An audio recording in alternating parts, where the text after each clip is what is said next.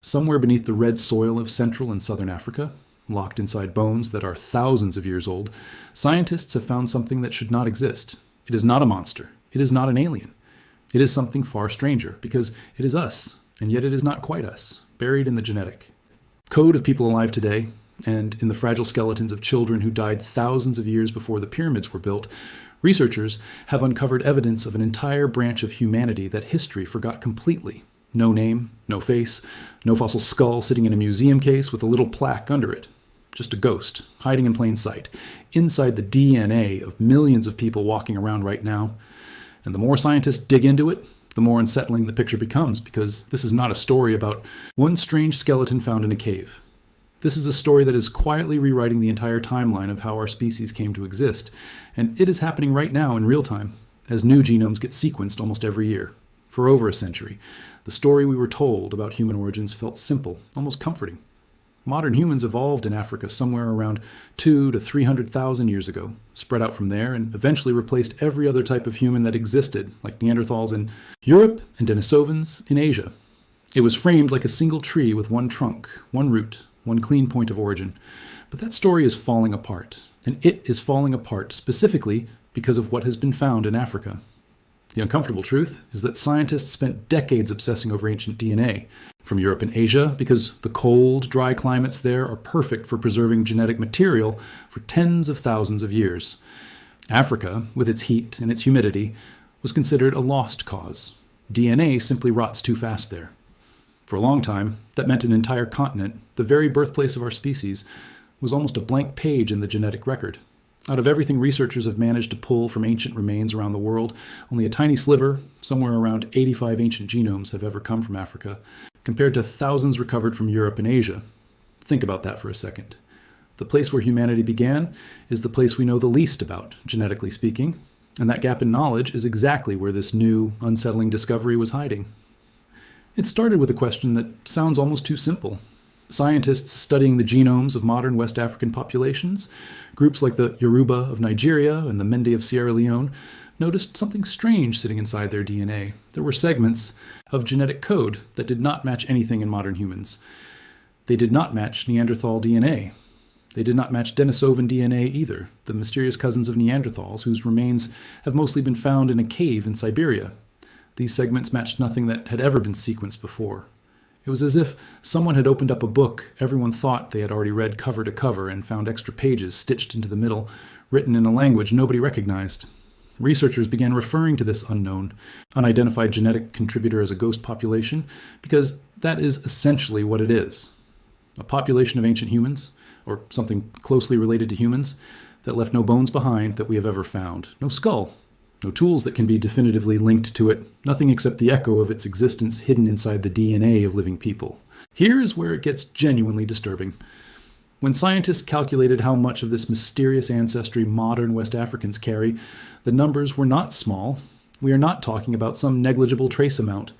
Depending on the population studied, somewhere between 2 and 19% of the genetic ancestry in these modern groups traces back to this unidentified, extinct lineage. 19%. To put that in perspective, people outside of Africa carry roughly 1 to 2% Neanderthal DNA, and that fact alone has fascinated the public for over a decade, inspiring documentaries, ancestry kits, and endless headlines. But here in West Africa, an entire population of people may carry up to 10 times more DNA from an unknown, unnamed, faceless, ancient human relative than most of the rest of the world carries from Neanderthals. And nobody has ever found its skeleton. Nobody knows what it looked like. Nobody knows what it called itself, if it had language at all. All that remains is a genetic shadow. Researchers who worked on this, scientists based at University of California, Los Angeles, tried to pin down when this mysterious interbreeding might have happened. Their estimates point to roughly 43,000 years ago, though the margin of error on that number stretches wide in both directions, which tells you how much uncertainty is still baked into this entire field. But the truly chilling part is not the date. It is the divergence. When they modeled how far back this ghost lineage split away from the rest of the human family tree, the numbers suggested it separated from our shared ancestors somewhere between 360,000 and just over 1 million years ago. That means this population had already been evolving on its own, in isolation, for an almost incomprehensible stretch of time, long before the split between humans and Neanderthals had even happened. This was not some near relative, some close cousin species. This was something that had been quietly existing apart from the rest of humanity for hundreds of thousands of years, evolving in the shadows of the African continent while our own ancestors were becoming who we are today. And at some point, these two vastly separated branches of the human story met each other, and they did not just meet, they mixed. They had children together. And those children's descendants are alive today, unknowingly carrying pieces of a species science has never actually seen. Now stop and think about what that actually means. It means that for tens of thousands of years, quite possibly for far longer than that, there was another kind of human, or something extremely close to human, sharing the African continent with our direct ancestors. And it left behind no bones we have found, no tools we can clearly attribute to it, no cave paintings, nothing. It simply vanished from the physical record, as if it was erased, while its genetic fingerprint survived by hiding inside the one place scientists almost never thought to look until recently, the living. Some of the segments of this mysterious ancestral DNA appear to sit inside genes connected to things like tumor suppression and hormone regulation, hinting that whatever biological advantages this unknown lineage carried may have quietly spread through West African populations because they offered some kind of survival benefit. In other words, whatever this creature was, whoever it was, it did not just leave a trace. It may have left behind tools for survival that are still being used, silently, inside the bodies of people who have absolutely no idea an entirely separate species helped shape their biology. And this is not an isolated case. This is not one weird study that got published and then forgotten. Multiple independent research teams, using different populations, different statistical methods, and different genomic data sets, have kept finding the same unsettling pattern over and over again. Traces of the same ghost-like ancestry keep showing up, not just in West Africa, but faintly in genetic samples from populations as far away as East Asia and parts of Europe, suggesting that whatever this unknown lineage was, its genetic legacy did not stay contained to one region. It rippled outward, carried by generation after generation of migration, mixing, and movement, until it became quietly woven into a significant portion of humanity, without anyone realizing it was there until the tools to detect it finally caught up. But the ghost population story is only the beginning. While one team of researchers was chasing signals hidden inside modern DNA, another group was digging in the literal ground, in a rock shelter in Cameroon called Shum Laka. This site had been excavated decades earlier by archaeologists, and it turned out to be one of the only places in West or Central Africa where ancient human skeletons had survived well enough to study. Buried there were 18 individuals, mostly children, laid to rest in two separate periods, one group around 8,000 years ago and another around 3,000 years ago. For years, these burials sat there as archaeological curiosities. Nobody had been able to pull usable DNA from remains in this part of Africa before, because the heat and humidity destroy genetic material so efficiently. Then, scientists tried something different. Instead of sampling from the usual bones, they went for the petrous bone, a small, incredibly dense structure that protects the inner ear. It turns out this bone is so tough that it can shield DNA from decay even in brutal tropical conditions. And for the first time, researchers managed to extract full, usable ancient genomes from this region of Africa. What they found inside those 4 ancient children completely upended expectations. Today, the region around Shum Laka is home to Bantu-speaking populations, whose languages and cultures spread across huge portions of the African continent starting a few thousand years ago. Scientists assumed the ancient children buried at Shum Laka would be early ancestors of these Bantu populations, essentially confirming a neat, expected story. Instead, the DNA told them something almost nobody predicted. The children were barely related to modern Bantu populations at all. Genetically, they were closer to Central African hunter-gatherer groups, populations whose lineage split off from other humans an extraordinarily long time ago. In plain terms, an entire population of ancient people once lived in this region, buried their dead there for thousands of years, and then simply disappeared from the genetic record, leaving behind almost no trace in the people who live in that exact location today. The population that raised these children, that lived and hunted and gathered in that landscape for millennia, seems to have been replaced, absorbed, or wiped out so thoroughly that modern populations barely carry their DNA at all. It is as if an entire branch of the human story was quietly deleted, and the only reason we know it ever existed is because a handful of children happened to be buried in a rock shelter with just the right conditions to preserve their bones. If that were the whole story, it would already be strange enough to make headlines for weeks. But then scientists turned their attention south to South Africa, and what they found down there is arguably even more disturbing, because it suggests these forgotten branches of humanity were not some rare, isolated anomaly. They may have been the norm. Researchers analyzing ancient remains from southern Africa have pushed the boundaries of what we thought we knew about how deep human genetic diversity actually goes. Using genomes from dozens of ancient individuals, some dated to over 10,000 years old, and others just a few hundred years old, scientists identified a level of genetic continuity in that region stretching back roughly 9,000 years, an extraordinarily long, stable population history compared to the constant churn of migration and replacement seen almost everywhere else on the planet. But continuity was not the strange part. The strange part was what these ancient southern African genomes actually contained. Scientists found genetic variation in these ancient remains that does not exist in any living human population today. Entire stretches of biological information, quietly lost, gone from the human gene pool forever, except as fossilized echoes inside bones that happen to survive against the odds. Some of these variants appear to relate to how the human body adapts and evolves, suggesting that southern Africa may have been home to a far wider range of human biological diversity than anywhere else on Earth. Diversity that has since been narrowed and filtered down by thousands of years of migration, disease, and population turnover. And then there's the number that should genuinely unsettle you if you think about it for more than a few seconds. When researchers incorporated some of these newly discovered ancient genomes into their models of human evolutionary history, the timeline of when African ancestors of modern humans split away from the shared ancestors of Neanderthals and Denisovans got pushed back significantly. Instead of splitting off somewhere in the range scientists had settled on for years, the new estimates suggest this divergence happened between roughly 825,000 and 694,000 years ago, potentially 50 to 100,000 years earlier than what was previously accepted. An entire chunk of deep human history, effectively invisible until a handful of new genomes were added to the picture, changed our understanding of when our lineage even began branching apart from our closest evolutionary relatives. If one skeleton, one genome, can shift the timeline by 100,000 years, it raises an obvious and slightly terrifying question. How much more is buried out there that we simply have not found yet?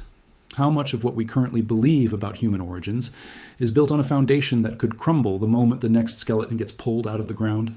There's also the southern African population history itself, which researchers have been trying to model using genetic data from groups like the Nama people, an indigenous population whose ancestry appears to represent one of the earliest detectable splits among modern humans. According to some of the most recent modeling, the earliest clearly detectable population split among the ancestors of everyone alive today occurred somewhere between 120,000 and 135,000 years ago, and it followed an extended period where multiple, only loosely distinct groups had already been mixing and separating for a very long time before that. This challenges the tidy, single-origin narrative people have grown comfortable with.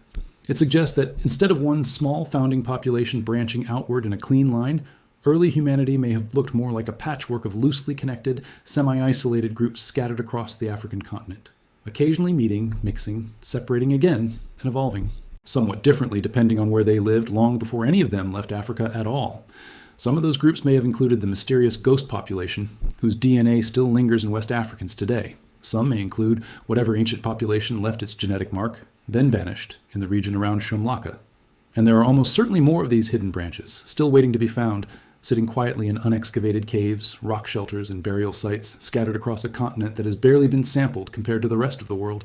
It does not stop at genetics that shape appearance or physical traits either. Some researchers studying ancient African genomes have started connecting these deep population splits and this hidden diversity to something far more visceral, disease. There is growing evidence that infectious diseases like malaria did not simply threaten early human populations in Africa. They may have actively shaped where people lived, how populations split apart, and even which genetic traits survived and spread.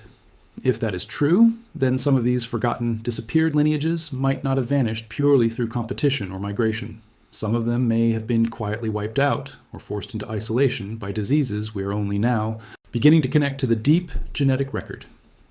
It adds another disturbing layer to the story, the idea that ancient Africa was not just a place where multiple types of humans coexisted and occasionally interbred, but a landscape where invisible biological pressures were actively erasing entire lineages, long before recorded history, long before anyone could have known to write any of it down.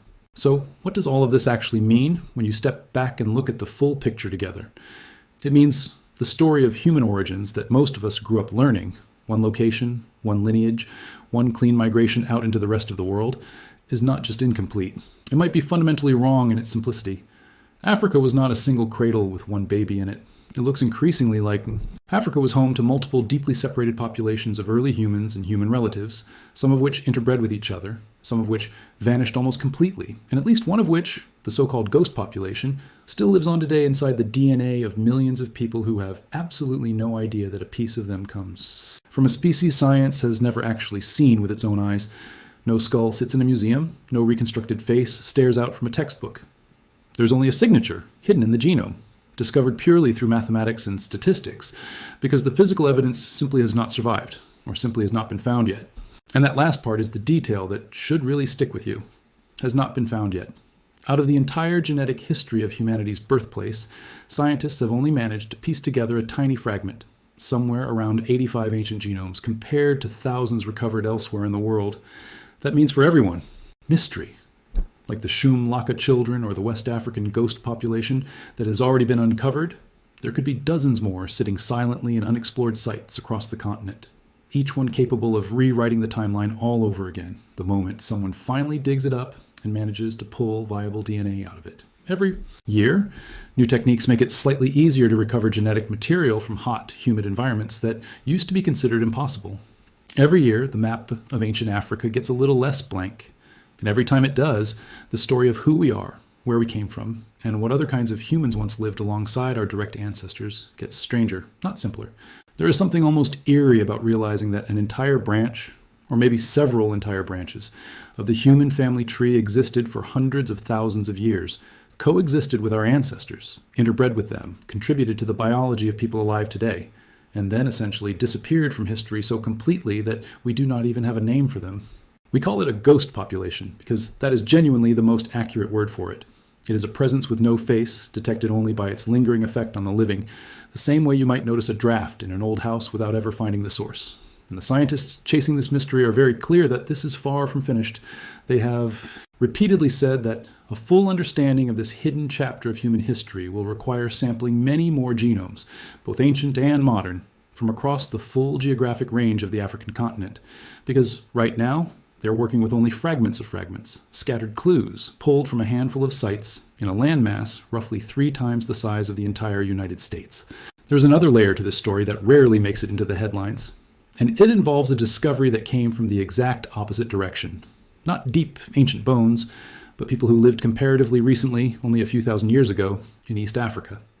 When researchers finally managed to sequence one of the first true ancient genomes recovered from African soil, they found evidence of a migration event that nobody had fully appreciated before, a wave of people moving back into Africa from Western Eurasia roughly 3,000 years ago. And this movement turned out to be almost twice as significant in reshaping local populations as earlier estimates had suggested. One individual studied from this period carried close to 38% of their ancestry from outside the African continent entirely, which is a staggering figure once you sit with it. It means that even in relatively recent history, long after modern humans had already spread across the entire globe, Africa itself was still being reshaped by waves of migration flowing back in from the outside world, layering new ancestry on top of populations that already carried some of the deepest, oldest genetic lineages on the planet. Africa was never a sealed vault. It was a place of constant motion, arrivals, departures, and returns, stretching back for hundreds of thousands of years, and every one of those movements left a fingerprint that scientists are only now learning how to read. This constant layering is part of why the picture keeps getting more complicated rather than simpler every time a new genome gets analyzed. It is tempting to imagine that scientists are slowly filling in the missing pieces of a puzzle, and that eventually the whole picture will click into place and make sense. But that is not really what is happening. Each new ancient genome recovered from Africa tends to introduce a new complication rather than resolve an old one. The ghost population found in West Africa does not neatly explain the population that vanished around Shum Laka. The deep divergence detected in southern Africa does not neatly explain the migration event detected in East Africa.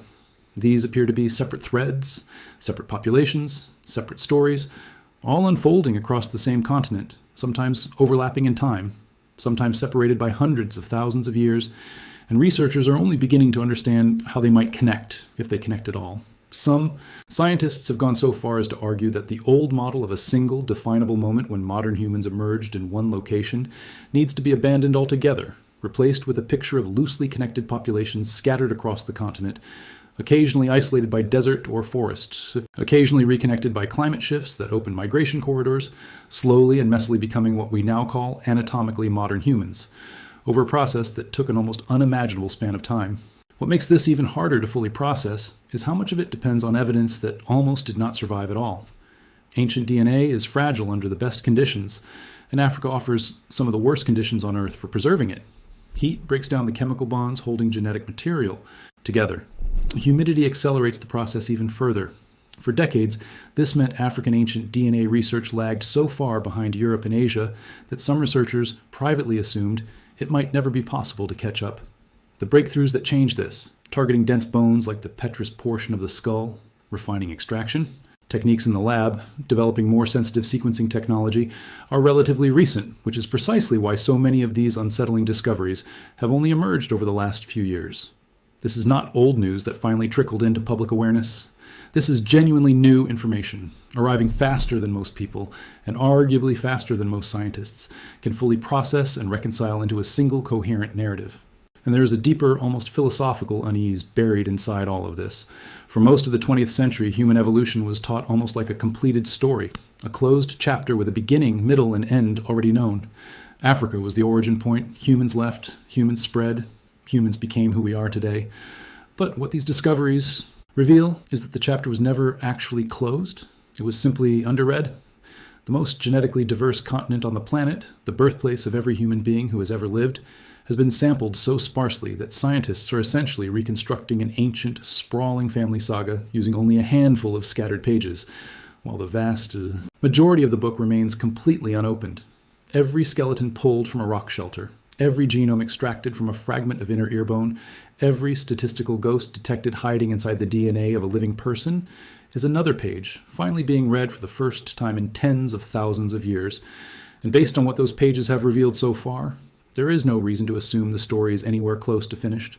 So, the next time you hear someone confidently explain exactly how human evolution happened, exactly when modern humans emerged, and exactly how it all played out in one clean, simple story, remember that somewhere in West Africa, hidden inside the DNA of people alive right now, is genetic evidence of an entire vanished lineage of humanity that nobody has ever seen, named, or found the bones of.